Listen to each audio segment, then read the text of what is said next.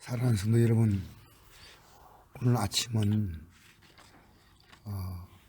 예배에 대한 말씀을 좀 전하고자 합니다. 예수님께서는 오늘 우물가에서 한 여인을 만나서 이렇게 말씀하십니다. 하나님께 참되게 예배한 자들은 영과 진리로 예배할 때가 오나니 곧 이때라. 아버지께서는 자기 이렇게 예배한 자를 찾으시니라. 하나님 영이시니 예배하는 자가 영과 진리로 예배할지라. 여러분은 예배를 어떻게 생각하십니까? 예배는 하나님을 만나는 겁니다. 어떻게 만났냐? 하나님 말씀으로 만나는 겁니다.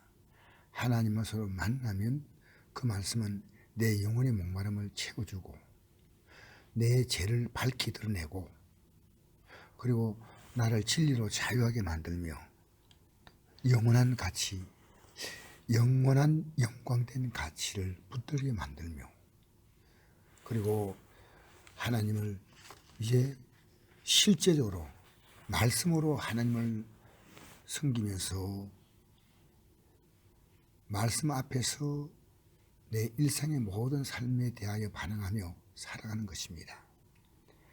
바로 오늘 예수님은 우물가 여인을 만나서 예수님은 예배에 대해서 말씀하십니다. 수가라고 하는 동네에 가가지고 예수님은 한 여인, 사마리아 여인에게 물을 좀 달라고 합니다. 근데 그 당시 사마리아 사람들은 유대인과 상종하지 않았습니다.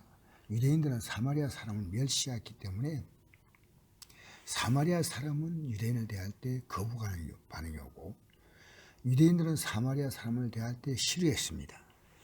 그래서 어찌하여 사마리아 여자인 나에게 물을 달라 합니까? 라고 이 여인이 말합니다. 예수님께서는 이 여인에게 내가 만일 하나님의 선물과 또 내게 물을 좀 달라니가 누구인 줄 알았더라면 내가 그에게 구하였을 것이고 그가 생수를 내게 주었으랴. 미안합니다. 생수를 내게 주었으랴. 하나님의 선물 또 생수. 여자가 말하죠. 이 생수가 뭔가? 이 물은 깊고 그리고 물기를 그릇도 없는 당신이 어떻게 내게 생수를 주겠습니까? 하고 이제 얘기하는 겁니다. 근데 예수님이 말씀하십니다. 이 물을 마시는 자마다 다시 목마르니와 내가 주는 물을 마신 자는 영원히 목마르지 아니하리니 내가 주는 물은 그 속에서 영생하도록 솟아나는 샘물이 되리라. 이 예수님이 주시는 이 생수, 우리의 생명의 물을, 이 생명의 물을 마시면 여러분 물이 들어오면 어떻습니까?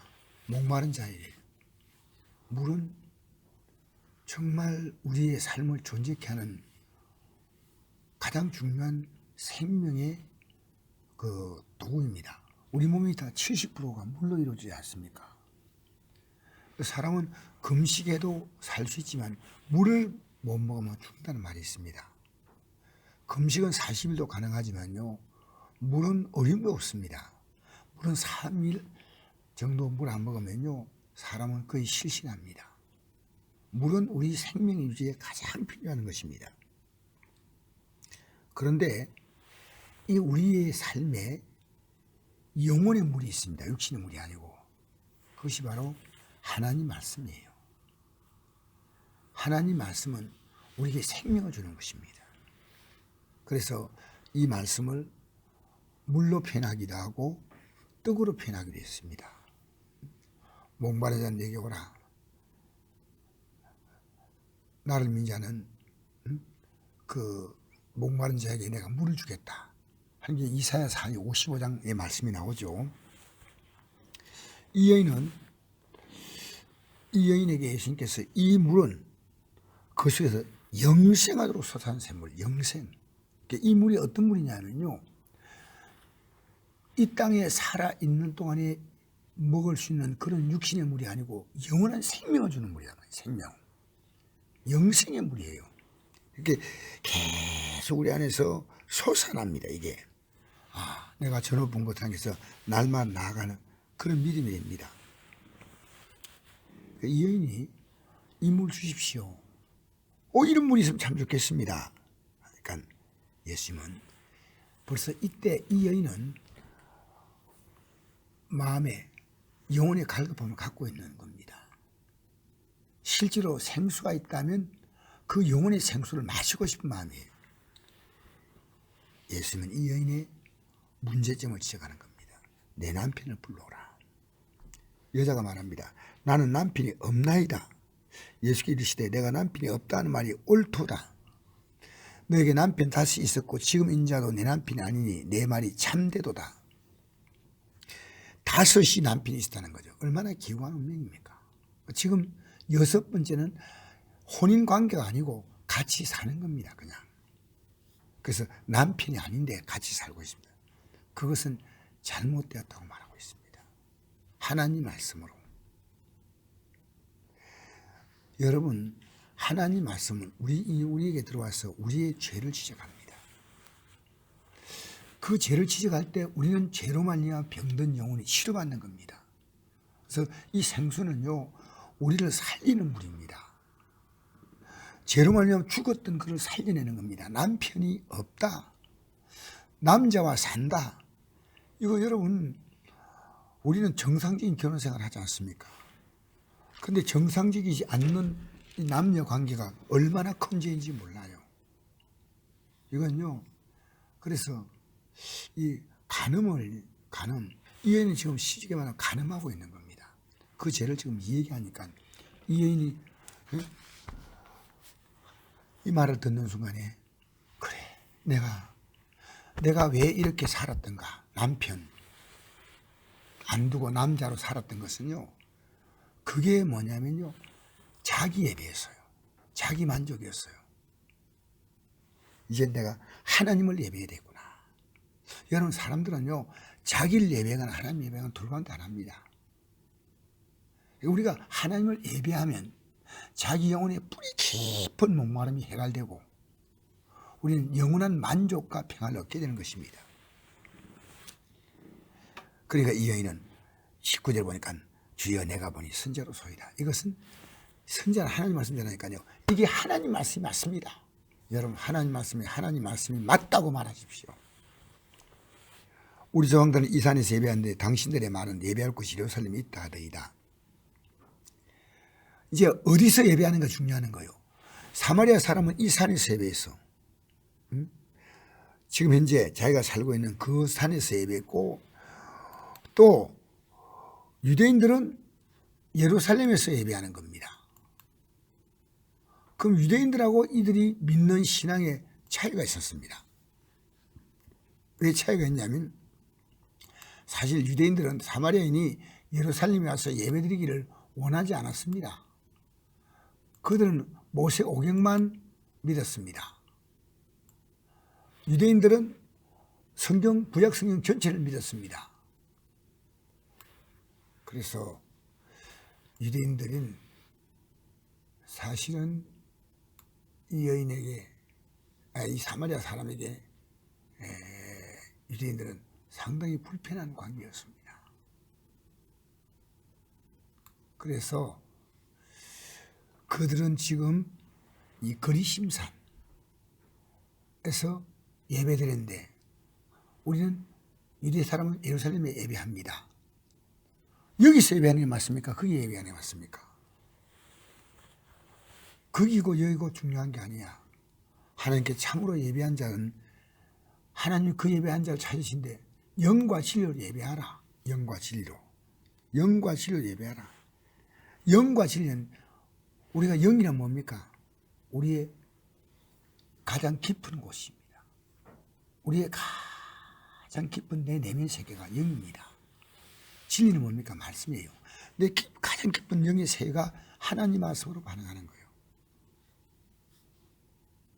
이 여인은 지금 예배를 드리고 있는 겁니다. 왜 그런지 압니까? 하나님 말씀이 반응했잖아요.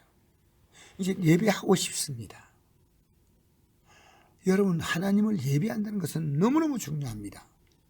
우리는요, 하나님을 예배하는 존재입니다. 하나님 예배하는 존재가 자기를 예배하는 존재가 되어서 인간의 모든 삶이 무너진 겁니다. 죄가 뭡니까? 자기 예배입니다. 하나님 믿지 않고 자기 중심으로 살아가는 거예요. 우리는 철저하게 그리스도 중심으로, 하나님 중심으로, 성령 인도 중심으로 살아야 할 줄 믿습니다.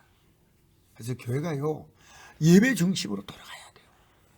저는 이번에 우리 일꾼들이 세워질 때 세워지는 분들이 가장 중요한 핵심이요, 예배 중심이에요. 목사가 이 예배를 잘 인도할 수 있도록 협력하는 것이고, 예배에 적극적으로 참여하는 것이고, 그리고 예배를 위하여 중간중간에 우리가 세워지는 분들이 기둥처럼 딱 세워져야 돼요. 그들이 예배를 소홀히 생각하면 안 됩니다. 여러분, 사무엘상 2장에 보니까요, 하나님을 멸시하는 것이 뭐냐면 예배를 멸시하는 것이라고 나와 있습니다. 예배. 여러분, 하나님 우리 예배를 받기에 합당하신 분입니다. 이사야 43장 8절 보니까 우리가 이 땅에 내 영광 아래 창조한 자를 오게 하라. 내 영광 아래 창조한 자, 내가 그를 지었고 만들었다. 오게 하라. 이 말은요, 내 하나님 영광을 바라보고 살면 하나님께 예배합니다. 그러면 그 하나님 우리의 삶을 영화롭게 해주시는 겁니다. 복되게 해주시는 겁니다. 그리고 영원히 그 나라로 이끌어 가시는 겁니다. 친히 우리 아버지가 되어주십니다.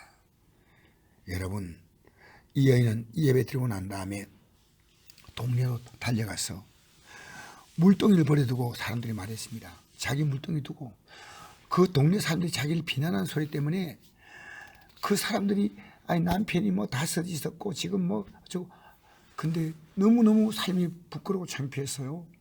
정오에 햇빛이 비칠 때 그때 물길로 온 거예요.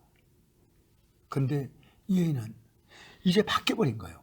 그들 앞에 부끄러운 게 없습니다. 그는 어떤 마음이 되었느냐, 마침내 자기의 삶에 대한 자존감이 높아졌습니다. 그래서 물동이를 딱 버려두고 가서 담대히 말합니다. 내가 그리스도를 만났다. 사람들이 이 말을 듣고 얼마나 이 여인이 간곡하게 말했겠습니까? 이 여인을 어떻게 표현했던가 우리는 상상은 할 수 없지만은 아마 대단히 이 여인이 간절히 말했을 겁니다. 나는 새 사람 되었다. 나 이제 지난날의 삶을 다 벗어났다. 여러분, 우리는요, 날마다 예배함으로 날마다 우리 안에서 영생을 솟아나는 그 샘물을 마셔야 됩니다. 그리고 이것이 생활의 예배로 연결돼야 됩니다. 생활에서 언제나 하나님을 예배하는 것이 뭐냐면 말씀으로 살아가는 겁니다. 우리가 공적 예배에서 말씀을 받음으로 우리는 생수를 다시 마시고, 그리고 죄로 말미암아 얼룩지고 더러워진 우리를 그 생수로 씻습니다. 그리고 가란 내 영혼을 생수로 채웁니다. 여러분, 팔복 가운데 첫 번째 복이 뭔지 압니까? 심령에 가난한 자가 복이 있는 천국이 제 것입니다. 생수가 채워지면요, 심령이 가난한 자, 생활이 가난한 게 아닙니다. 이 하나님 말씀에 대해서 가난한 심령 가져야 돼요. 영혼의 목마름을 가져야 됩니다. 우리 선곡교회가 이번에 세워진 일꾼들이 예배를 소중히 한다면 선곡교회가 새로운 모습으로 발돋하게 될 겁니다. 저는 충분히 그런 분들이고 또 교회가 예배하는 거룩한 공동체로 우뚝 세워질 줄 믿습니다. 오늘도 여러분의 일상이 예배하는 하루로 예배의 마음으로 가득 차시길 바랍니다. 아멘.